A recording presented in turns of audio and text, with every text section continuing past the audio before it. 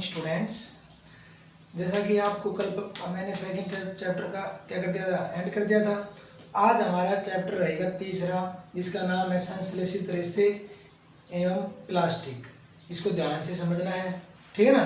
तो देखो डेट कितनी है आज, 15/7/2020। डे कौन सा है आज, वेडनेसडे, WEDNESDAY,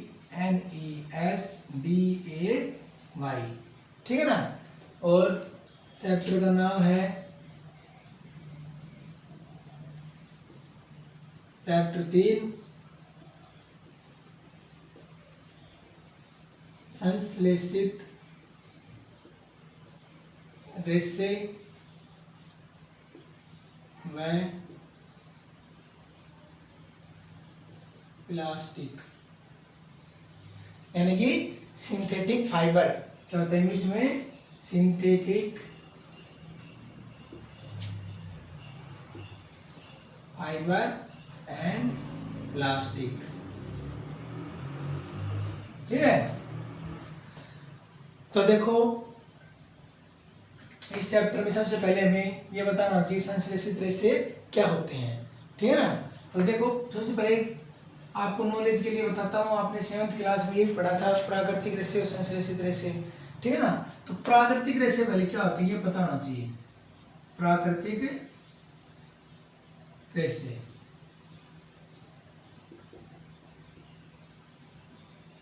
देखो, प्राकृतिक रेशे यानी कि नेचुरल फाइबर के ऐसे स्रोत जो प्रकृति के द्वारा प्राप्त हो, प्रकृति से हमें प्राप्त हो। जैसे कि ऐसे स्रोत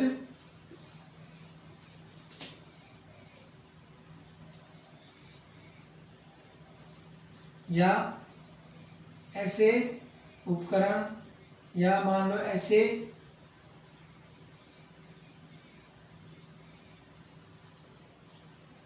रेशे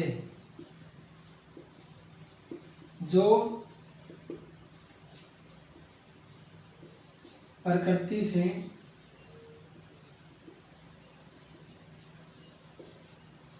क्या हो, प्राप्त हो। ऐसे रेशे जो प्रकृति से प्राप्त हो वो क्या कहलाएंगे, प्राकृतिक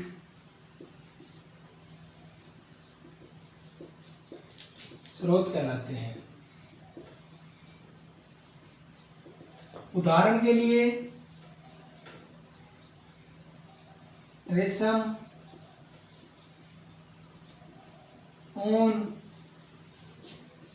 कपास आदि, ये सभी रेशे किससे प्राप्त होते हैं भाई, प्रकृति से प्राप्त होते हैं। प्राकृतिक इनको क्या कह दिया हमने, प्राकृतिक स्रोत, ठीक है ना। कि ऐसे रेशे जो प्रकृति से प्राप्त हो। अब हम बात करते हैं प्राकृतिक हो गए यानी कि नेचुरल हो गए, ठीक है। अब हम बात करते हैं हमारा जो लेसन में है संश्लेषित रेशे। संश्लेषित रेशे क्या है, अब हमारा नेक्स्ट टॉपिक है जो चैप्टर में है संश्लेषित रेशे, सिंथेटिक फाइबर।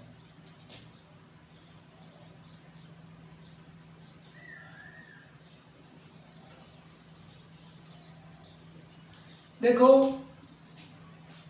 सिंथेटिक फाइबर, अब इसमें देखो प्राकृतिक संश्लेषित का दूसरा नाम कृत्रिम रेशे भी है। इसको दूसरे नाम से बोल सकते हैं, कौन से, कृत्रिम, ठीक है। ये रेशे मानव निर्मित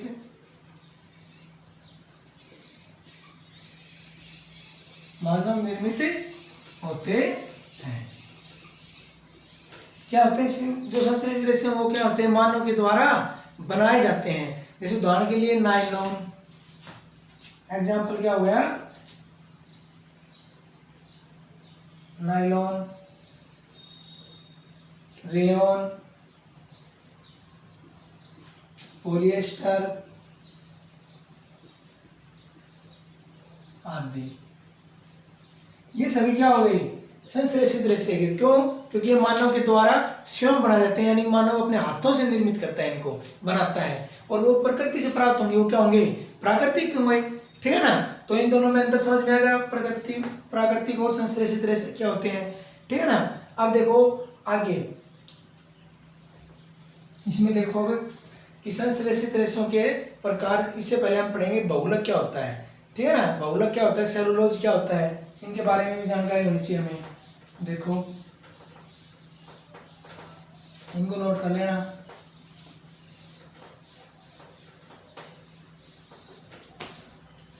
देखो अब संश्लेषित रेशा, एक संश्लेषित रेशा भी छोटी इकाइयों को जोड़कर बनाई गई एक श्रृंखला है। जो एक संश्लेषित रेशा है वो क्या है? एक छोटी छोटी इकाइयों से मिलकर एक बड़ी श्रृंखला बनाई हुई है। मान के चलो ये कोई क्या है? छोटी छोटी इकाइयों से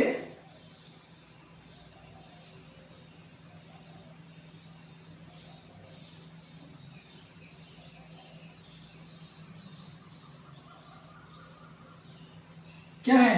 देखो कि एक संश्लेषित रेशा भी छोटी इकाइयों को जोड़कर, ये क्या है? छोटी छोटी इकाई है ना, ये इनसे क्या कह, इनको सभी को जोड़कर एक क्या है?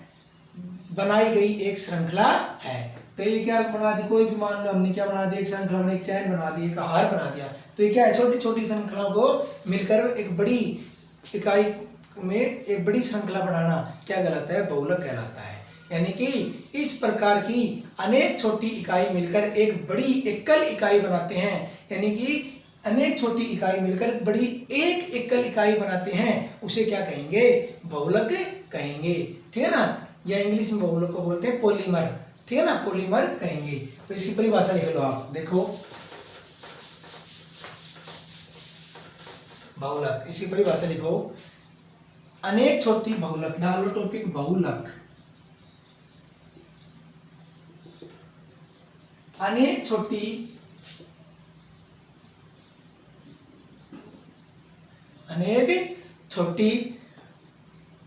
इकाई मिलकर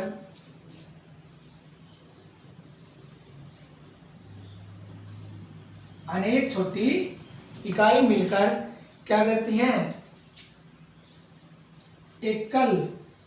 अनेक छोटी इकाई मिलकर एक बड़ी एकल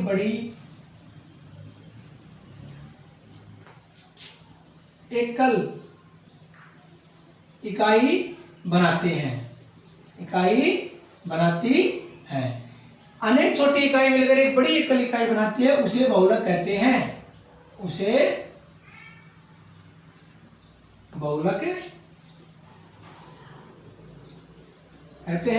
अथवा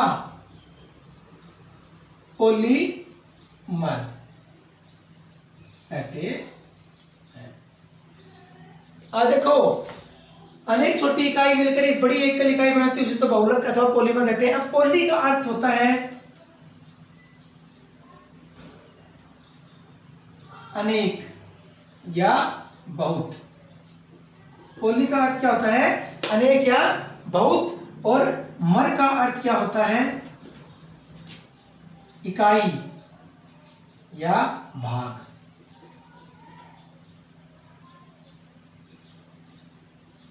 इकाई या भाग। क्लियर हो गया? पॉलीमर में पॉली का अर्थ अनेक या बहुत और मर का अर्थ इकाई या भाग। तो हो गया ना कि छोटी छोटी इकाई मिलकर एक बड़ी क्या बनाए? भाग बनाए या इकाई बनाए, वो क्या कहलाते हैं? पॉलीमर कहलाते हैं, बहुलक कहलाते हैं। अब हमारा आगे तो दूसरा है कि सेलुलोज क्या होता है? क्या सेलुलोज क्या होता है?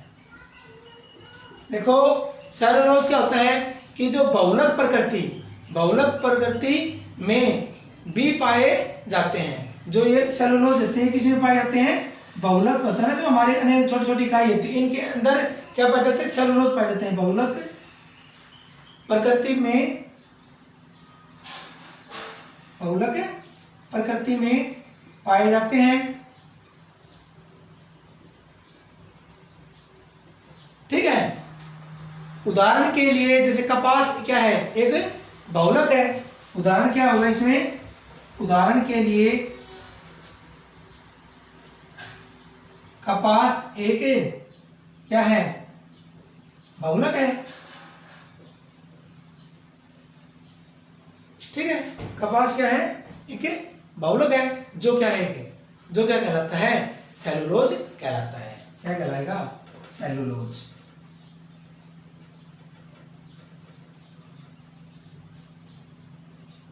देखो दोबारा देखो इसको, बहुलक प्रकृति में पाए जाते हैं। जो सेलुलोज होते हैं वो बहुलक है, इस प्रकृति में क्या पाए जाते हैं, सेलुलोज पाए जाते हैं। जो क्या है, उदाहरण के लिए जो कपास है वो भी एक क्या है, बहुलक है, जो सेलुलोज कहलाते हैं। ठीक है, सेलुलोज किसके बने होते हैं, सेलुलोज ग्लूकोज से मिलकर बने होते हैं। जो ग्लूकोज होता है वो क्या होता है, ग्लूकोज से क्या बनता है, सेलुलोज।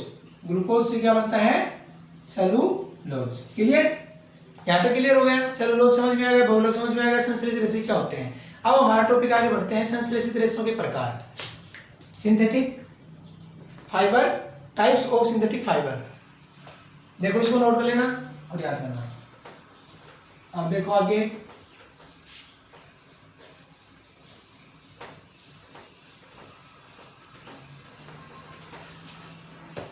देखो अगला टॉपिक है हमारा संश्लेषित रेशों के प्रकार।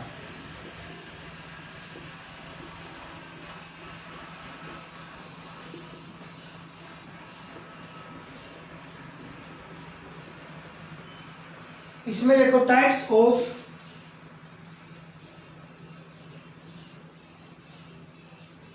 सिंथेटिक फाइबर,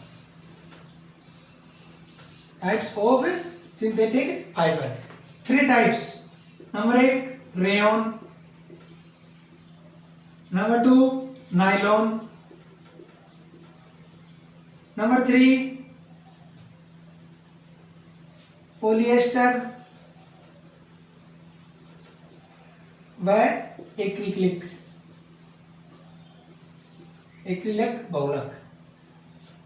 ये तीनों क्या होते हैं, संश्लेषित रेशों के प्रकार हैं। आज हम पढ़ेंगे रेयन के बारे में, ठीक है ना, इसको पढ़ेंगे ढंग से, अच्छे से समझेंगे आज रेयन के बारे में। तो देखो रेयन पहले तो समझ लो, रेयन क्या होता है। रेयन है और जो क्या होता है कि रेशम, जो रेशम कीट है ना उससे प्राप्त किया जाता है। रेयन किससे प्राप्त किया जाता है, रेशम के कीट से प्राप्त किया जाता है। इसकी खोज है वो कहां पर हुई, चीन में की गई। इसकी खोज कहां पर की गई, चीन में की गई, चीन में की गई। और ये क्या है, रेशम के कीट से प्राप्त होता है। कौन सा रेशा, रेयन रेशा, ठीक है ना, हुई थी। और जो रेशम रेशे में प्राप्त जो कपड़ा है वो क्या है, बहुत महंगा होता था। जो पहले के समय में जो रेशम के जो रेशे से प्राप्त जो कपड़ा होता था वो क्या था, पुराने समय में बहुत क्या होता था, महंगा होता था। और रेयन है वो एक कास्ट लुगदी, कास्ट लुगदी से प्राप्त किया जाता है रेयन। अब मैं इसमें दोबारा लिख लो आप, रेयन में क्या क्या होता है और रेयन से क्या क्या वस्तु बनती हैं वो लिख लो। सबसे पहले रेयन देखो,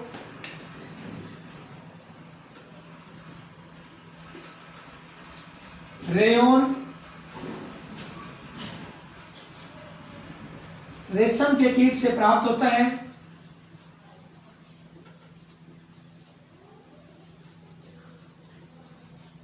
किससे प्राप्त होता है, रेयन रेशम के कीट से प्राप्त किया जाता है। इसकी खोज चीन में की गई।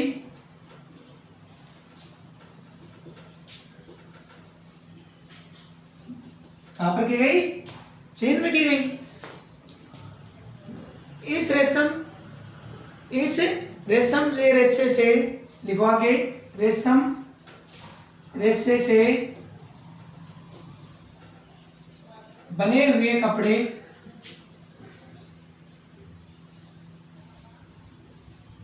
बहुत महंगे होते थे।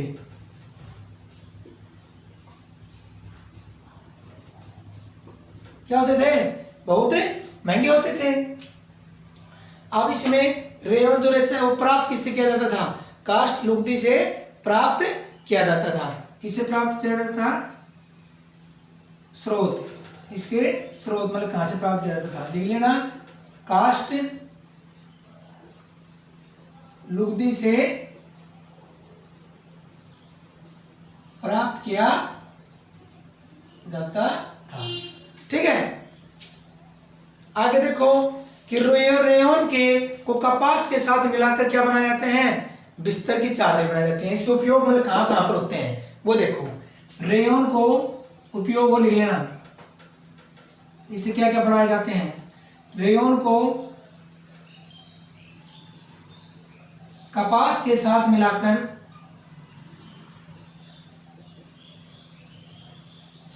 कपड़ों की चादर बनाई जाती हैं।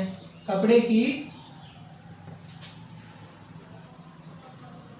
चादरें बनाई जाती हैं। ठीक है, और ऊन के साथ मिलकर कालीन या गलीचा बनाया जाता है। ऊन के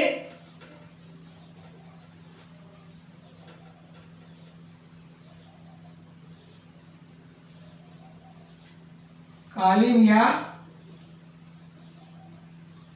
गलीचा बनाया जाता है। क्लियर? रेयन के अंदर आपको ये लिखना है इसके क्या कि ये कहां से प्राप्त होता है, इसका स्रोत क्या है, इसके उपयोग, बस बाकी इसमें कुछ नहीं लिखना। रेयन रेशम के कीट से प्राप्त होता है। इसकी खोज चीन में की गई। रेशम के रेशे से बने हुए कपड़े पहले बहुत महंगे होते थे। काष्ठ लुगदी से प्राप्त किया जाता है। रेयन को कपास के साथ मिलाकर इसके उपयोग है कपड़े की चादर बनाई जाती हैं। चादरें और उनके ऊन के साथ मिलाकर कालीन या गलीचे बनाए जाते हैं। ठीक है ना, तो रेयन हो गया। कल नायलॉन और पॉलिएस्टर पढ़ा दूंगा। ठीक है ना, इसको आप जितना पढ़ाया है उसको आज क्या करेंगे, कॉपी में नोट करेंगे, अच्छे से पढ़ेंगे। ठीक है ना, कल आगे पढ़ाऊंगा। Thank you.